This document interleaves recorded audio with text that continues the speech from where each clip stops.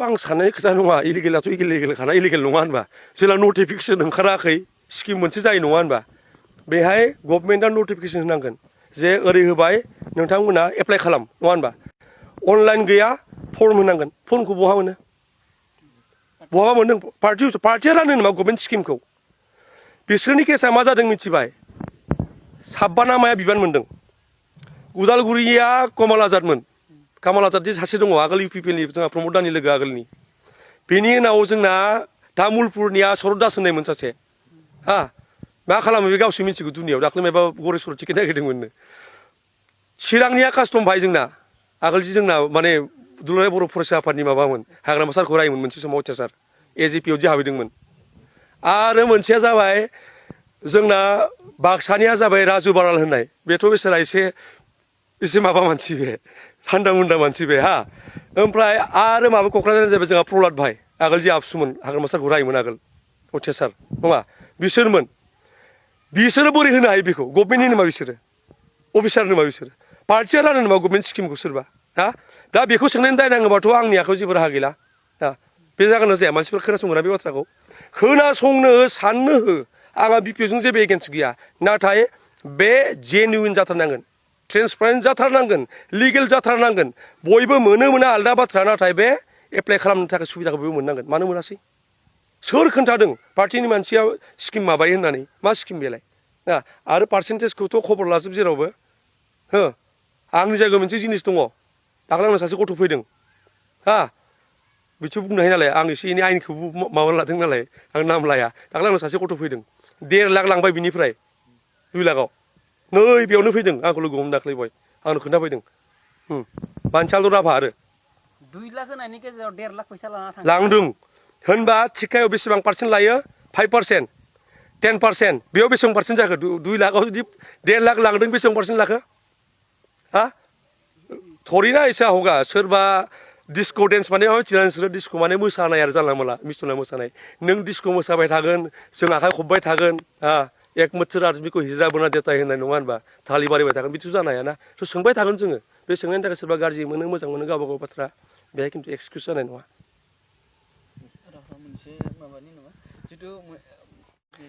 आङो नैबे बुब्लिसिम थोंजोङै आं रावखौबो मदद होथ'नायनि खोथा आं बुंथ'वा आं बिदि माबायाथ' खिन्थु आंना खोथाया मा बेलेन्स मेनटेन जानांगौ आं मोनसे खोथा बुंबाय थायो मा आंनोबो जुदि नों गाबोनो फुल पावार होयोना आंबो डिक्टेटर जागोन आरोखि डिक्टेटरशिपनि माबाया बिगिनिंआ जागायनाया बिदिनो जायो बेखायनो आंनि थांखिया आसाम एसेम्ब्लियाव बेलेन्स मेनटेन खालामनाय बड'लेण्डआव आरो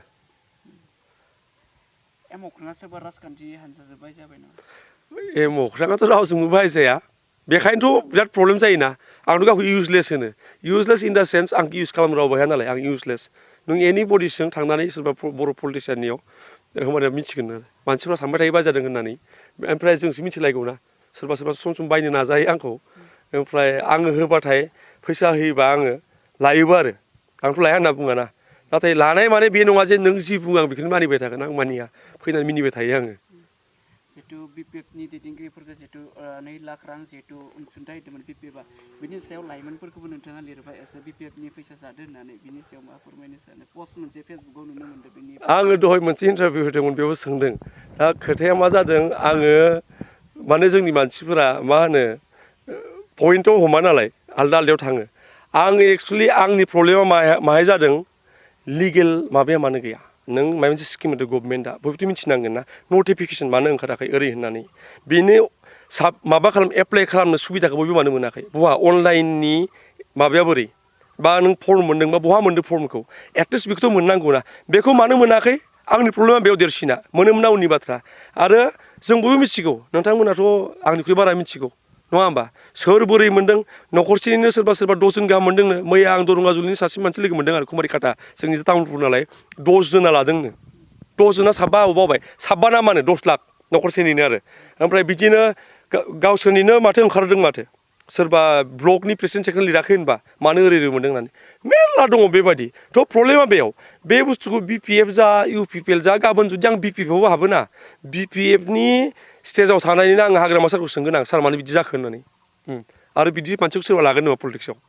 सोरबा बायगोन बिदि मानसिखौ आं हले सोंथारगोन सोबायबा सोबाथों आं सोंगोन मानो बिदि जाखो होननानै दा नों लाइमोननि खोथा फैदों जेब्ला मा होनदोंमोन नों मा सोंदोंमोन फैसा जानाय जायि 2 लाख फैसा जानाय जायिखौ बेखौ जानाय हा बिबानगिरिफ्रा लादों होननानै मोनसे बिबानगिरिफ्राथ' दाख्लैबो माबा खोनायाखै होनबा अडिअ भाइरेल जायाखै होनबा बेखौ मा नंखाय होनना बुंगोन नामा नंखायबा केस होथों नङा मानहानि केस होथों नंखायबा डिफेमेसन केस होथों मानो होआखै सोरो बिक्रम दैमारिया सोर बे हा आङो मोनसे खोथा मिनिनो ओंखारगासिनो मानसिफोरखौ आरो हा आं नाम लानो बायो नाथाय जों अबे लामाजों थांगासिनो आं मिथिया एसे एनै फैसानि थाखाय मानि थाखाय सानैसो मानसिखौ ओरैबायदि जोङो माने माबा खालामगासिनो आरोखि माने मिडियायावल' दै पाब्लिकआव मा दं आं मिथिया मिडियायावल' खालामबाय थादों बिसोरखौ सोंलाय नों जायनि नाम लादों बिसोरनाव सोंलाय बिसोरनाव 6 जनसो ग्रुप दोङो हा बिसोरनि ग्रुपआ मा नेक्स्ट जेनेरेसन लिडार बायदि खालामनो नागिरथारो गावखौ नङा होमबा जे दिनै माने BPF-आवनो हमना ला आरोखि नेचारेलि मानसिया डेथ जायो नङा होनबा सानसे थैगोन अराय थाथाराबो नङा बे बुहुमाव हा हाग्रामा साराबो सानसे थैगोन बैसो जानानै आंबो थैगोन जेसेबां दङ नङा होनबा मर्टेल ना नङा होनबा थ' बिसोर मा सानदों नेक्स्ट जेनेरेसन लिडार जों जागोन बायदि खालामबाय थादों नाथाय लिडारनि आखु माबा नुदों नोङो लिडारनि आखु दङ दिनै इउथनि जे खोथा बुंदों जायनि नाम लादों नोङो बेहा बुंबा गाज्रि जायो गारि सारनि खोथा बुंगासिनो नोंसोर दा सोङाखै नालाय आंनो बुंदों आरो आं फेसबुकआव लिरना सोंगासिनो दङ मानो बिदि लिरदों होननानै आंहा गारि सार लानो जेबो जेलासि गैया नोंनि खस्थ'जों जुदि लादों माबा मोनसे आंहा बुंनांगौ जेबो गैया नाथाय नों इउथ लिडार होनना बुंगासिनो गावखौ आं इउथ लिडार होननानै इउथनि थाखाय मा सिमां दङमोन मा सिमां दङ आरो थांनाय 6 मासाव नों जिबायदि गारि लादों नङा इन'भा मायबा गारि लादों थांनाय 6 मासाव नों सोर इउथनि थाखाय मा खालामखो बेखौ सोंनांगोनब्रा मानसिया मिथिबाय बे कुइसन रेज जानांगोन दिनै फैनानै प्रमद बर'आ ओरै इउपिपिला ओरै बेखौ बुंबाय थाबाथ' जायाना नङा इउथनि थाखाय 6 मासाव मा खालामखो बेखौ कुइसन खालामग्रो माथोलाय बे 2 लाखखौनो माथो मोजाङै राननो हायासै माथो बेहायनो माथो खुनु माबा गैया होमबालाय इउथनिलाय मा खालामबावगोन मा इउथ लिडार जाखो बेलाय नङा बाथ्राया जोंनाव सोंब्रा जों मा खालामदों नाजागासिनो जोङो बाख्नायनोबो नाङा थेवबो थैथां बनना नाजागासिनो नै बिराद फैसा जायो होनना बुंना बुंबाय थायो फैसा जायोनो होनबाय था खामानिखौ मावबाय थादोंना जोङो बिसोरना मा मावदोंमोन दाखालिनि सिगाङाव नङा कुइसना बे आरो बे जानांगौ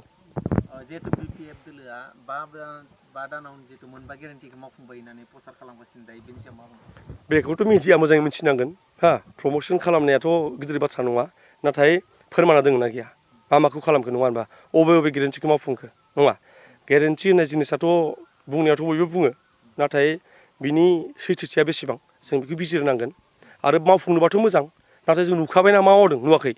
दा लाइमोननि जिनिसखौ सोर सोंगोन कुइसनखौ सोर खालामगोन दा नङा आं जेसेबां मिडिया नुयो जेसेबां मा नुयो बयबो मोजां माबाबाय थायो आंखौबो बुङो दा मोनजायैखाय बुंदों नामा होननानै आंथ' जानानै सिरि थानो हायोब्रा 2 लाखखौ लानानै आंबो मा गिदिर खोथा आंहालाय हो आं बिनोबो हायो गाबोन सोरनोबा हरथ'दोलै आंनो होननानै खिन्थु आं बिदि नङा आंना मा नों मानो मोनाखै आगोल प्रमद बर' दैदेननाय समावबो आं बिदि खालामदोंमोन जोंनोथ' होआखै नङा होदों खेबसे 6 लाख होदों खेबसे 12 लाख होदों जोंनि प्रब्लेम खुंनो थाखाय थेवबो आं होनदों मानो बेल' मोनदों बैसोर मानो मोनाखै बिदियावनो दावराव खालामनानै खेबसे लास्ट बोसोराव 10टा टिमा 2 लाख फैसा मोनदों 10टा बेबायदि ग्रुपआ माबा रेजिस्ट्रेसन गैबाय ग्रुपआ मोनदों आरोखि आं दावराव खालामनाय उनाव होनांगौ जादों बेखौ बिसोरो RTI खालामजोबदों आङो दाबो खालामगोन अब्लानो ओंखारगोन ना गेरेन्टिया दाबो खालामगोन RTI सोरबा सानदोंबा बे बिराद भुल जागोन खालामनांगौ नंला नामा सिरि थासिगोन नामा होननानै सोंबाय थागोन जों सार जिहेतु नोंथाङा जि लाइमोनफोरनि बाथ्राखौ जि दिरुनबाय थादों बेवहाय जि BPF सरकारा जि लाइमोनफोरनो 2 लाख होनायनि बाथ्रा बुंबाय थादों बे 2 लाख होनाया इलिगेल जादों होनना नोंथाङा सानो नामा बेखौ आं साननाय खोथा नङा इलिगेलाथ' इलिगेलखाना इलिगेल नङा होनबा जेला नटिफिकेसन ओंखाराखै स्किम मोनसे जायो नङा होनबा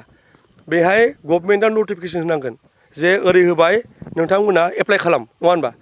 अनलाइन गैया फर्म होनांगोन फर्मखौ बहा मोनो बहाबा मोनदों पार्टिया रानो नामा गभर्नमेन्ट स्किमखौ बिसोरनि केसा मा जादों मिथिबाय 5 ना माया बिबान मोनदों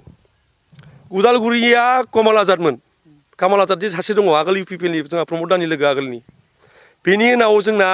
तामुलपुरनिया शरद दास होननायमोन सासे हा मा खालामो बे गावसो मिथिगौ दुनियाव दाख्लै माबा गरेस्वर टिकेट नागिरदोंमोननो चिरांनिया कास्टम भाई जोंना